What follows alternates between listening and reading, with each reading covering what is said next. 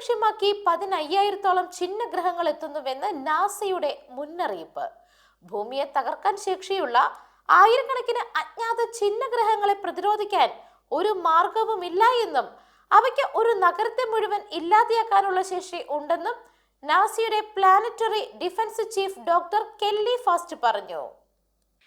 ഏകദേശം 500 അടി ഉയരമുള്ള പാറകളാണ് ആശങ്കകൾക്ക് കാരണമാകുന്നതെന്ന് വിദഗ്ധർ പറഞ്ഞു. സിറ്റി കില്ലേഴ്സ് എന്ന് വിളിക്കുന്ന ഇവ ഏകദേശം 140 മീറ്റർ അല്ലെങ്കിൽ അതിൽ കൂടുതൽ വലിപ്പമുള്ളതും മികച്ച ടെലിസ്കോപ്പുകൾ ഉപയോഗിച്ച് എളുപ്പത്തിൽ കാണാൻ കഴിയാത്തത്ര ചെറുതുമാണ്.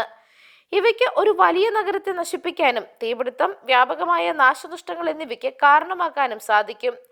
1908 സൈബീരിയയിൽ ഏകദേശം 2000 ചതുരശ്ര കിലോമീറ്റർ വനം നശിപ്പിച്ച തുംകുസ്ക സംഭവം ഇത്തരമൊരു ചെറിയ ചിഹ്നഗ്രഹം മൂലം ഉണ്ടായതാണ്.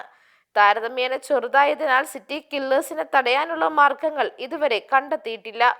ഇവയെ വഴിതിരിച്ചുവിടാനും സാധ്യതയില്ലെന്നാണ് നാസയുടെ ഡാറ്റ് മേധാവി നാൻസി ചാബോട്ട് പറയുന്നത്.